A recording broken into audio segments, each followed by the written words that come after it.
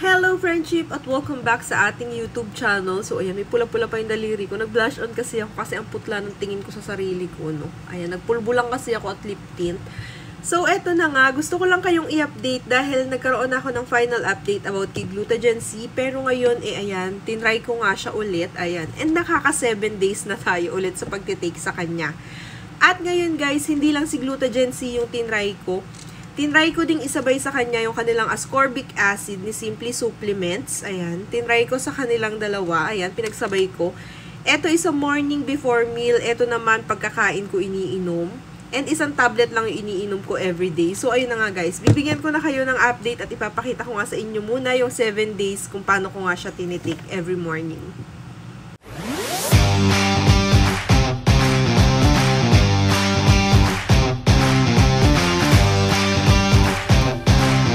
Day 1 of taking Glutagen morning before meal.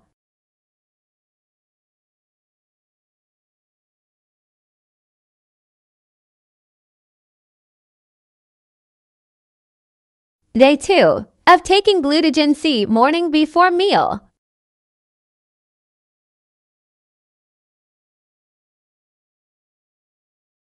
Day 3 of taking Glutagen C. And guys, day 3 na ng pag-take ko dito kay Glutagen C. Ito siya. Kanina nakita nyo na yung video ko kanina pagising ko. And ngayon kakaligo ko lang, nag-aayos ako. And nakita ko to. Tingnan nyo. Yes, nag-start na naman siya mag-purge. Pero okay lang yan kasi after a week or so, mawawala naman yan and magiging maayos na. Talagang pinagdadaanan guys sa unang week ng pag-take ng Glutagen C. Yung pag-purge. Hindi ko alam kung kayo din or sa ibang nakatry kung sila din. Pero sa akin, ayan, ina-update ko na kayo day 3. Ayun, meron na po sa akin tumubong isa. So far, yan pa lang naman. Isa pa lang. I-update ko kayo sa mga susunod pang araw kung madadagdagan. So guys, ayan, kakagising ko lang. 4th day na ng pag-take natin itong Glutagen C. So far, wala pa namang dumadagdag. Isa pa lang talaga siya. And ayan, ayan pa lang. Wala pa naman dito. So ayan, take na tayo ng isa. Kasi every night ko tinitake yung isa. Hindi ko na nafi-film. So yung pang morning lang yung nafi-film ko. So ito na.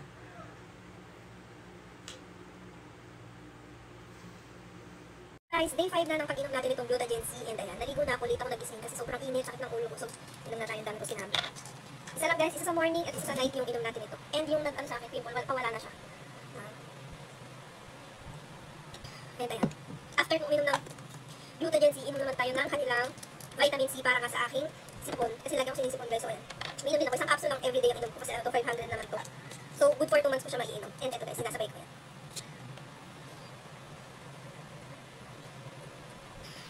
Hey guys, so day 6 na ng pag-inom natin. Ayan, gabi na ako nakapag-film. Naniwala ng liwanag kasi nga, nakalimutan ko kaninang mag-film yung uminom ako ng umaga. So gabi ngayon, ayan. So guys, Glutagen C pa din. And day 6 na natin. Gabi na guys, kasi maya matutulog na ako. So ito, inom na tayo. Hey guys, so day 7 na ng pag-take natin itong Glutagen C. Ayan, day 7 na natin ng pag-take niyan. And ito na yung aking natural skin color. Ayan, wala tayong ilaw ngayon, yung liwanag ng araw. Ganito siya kapag may liwanag ng araw. Ito siya. Diba yung skin color ko? And ito siya kapag wala, diba? So yan na guys, yung skin color natin, and tingnan natin. Hindi ko napapansin kung pumuputi ako kasi 7 days pa lang naman, and grabe yung pagkainit ko yun guys. Pero yung tumubo sa ating tagyawa nung nakaraan is wala na yan. Nag-flatten na siya ulit. So yun yung update natin for day 7, and gagawin ko to ng 1 week full na video. Magkasama-samahin natin. So that's it for today muna. And i-update ko na lang kayo kung ano yung mga experience ko ngayong 7 days ng pag-inom ko ng Glutagen C. So guys, ayun na nga, 7 days na ulit nating itinitake itong si Glutagen C. At ngayon nga, isinabayan ko nga siya ng vitamin C dahil kung natatandaan nyo nga na nagpa-check up ako noong nakaraan, pinagpa-vitamin C ako ni doktora dahil nga daw para yung immune system ko is may panlaban at hindi agad-agad umaatake yung aking allergies. Kaya yan. And goods naman kasi napansin ko, totoo nga kapag nagpa-vitamins ka, iba talaga yung ano ko, yung katawan ko. And ayun, hindi ako masyadong nagkakasipon ngayon at hindi ako masyadong nagkakaplema or ubo, ganun, wala. So ayun na nga. Balik tayo dito kay Glutagen C guys, ayan. Kung nung nakaraan, natatandaan nyo sa past review natin, nasabi ko nga is, hindi ko masyado na-feel yung pagputi niya. Actually, hindi ko talaga siya masyadong nakikita. Until now, na 7 days ko siyang tinik. Hindi siya ganun kabilis makaputi. Ito na yung kulay natin, guys. Ayan, may ano kasi ako. May vanity lights kasi ako. Gusto nyo ba tanggalin natin? Pag kasi tinanggal ko, guys, didilim tayo. And guys, dyan ako nag-film. Pero ayan, tinanggal ko nga sa vanity lights. Ayan. And kung makikita nyo, ito na yung ating skin. Iba yung kulay kapag nasa vanity lights talaga. Pero kapag natural yung light na ganyan sa kwarto, ito talaga yung aking skin color. So ayan. Para lang alam nyo yung comparison nung sa may ilaw at nung sa wala. So, ayan. Yun muna. Eto naman, guys, ayan, yung tumubo sa aking tagyawat, nung nakaraan, diba, sobrang dami as in. Ang daming tumubo sa aking tagyawat. Yun yung pinoproblema ko nung nakaraan kasi parang sa take ko na glutathione, ang tinubuan talaga ako ng pimple is dito kay Glutagen C and kay Hope Glow. Kaya in-stop ko yung Hope Glow before dahil nga dun. Pero ito si Glutagen C, guys, ngayon na binigyan natin siya ng second chance. Ayan. Patuyo na to. Ito, yung tumubo sa ating tagyawat na to, patuyo na. At meron lang isa dito. Ayan, napasulpot pa lang. Pero okay na yun kasi ito. Itong natutuyo na, guys. Ayan. Nawala na siya. Pawala na. And then, may lumipat lang na isa.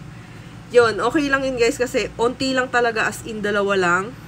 Hindi siya katulad nung dati na after 1 week ko siyang i-take is sobrang dami nung lumabas. Ayan. Siguro nakaganda din yung nakaganda din, guys, yung pagkakakombo ko sa kanya kay Vitamin C. Ayan. Dahil nga, ayan. Alang masyadong tumutubo sa atin na pimple. Ayan. O, diba? So, yun na nga, guys. I-try nyo na to dahil yung mga ano na to, yung mga product na to, guys, is FDA approved. Ayan. Pinasend ko pa talaga sa kanila kung talagang legit na FDA approved sila. So, sinend naman nila sa akin. Papakita ko sa inyo dito yung kanilang FDA papers. And, guys, ayun na nga. Bukod sa trending nga yung product na to, sobrang mura kasi. Ito yata yung one of the cheapest glutathione na makikita nyo dito sa atin sa Pilipinas. So, kung gusto nyong itry, ilalagay ko yung link ng shop nila sa may comment section. And ayan, itry nyo na lalo na ngayon summer para kahit papaano, hindi kayo masyadong mangingitim. So, yun lang, guys. That's it for today's video. I-update ko na lang ulit kayo sa mga susunod pa nating video. Bye!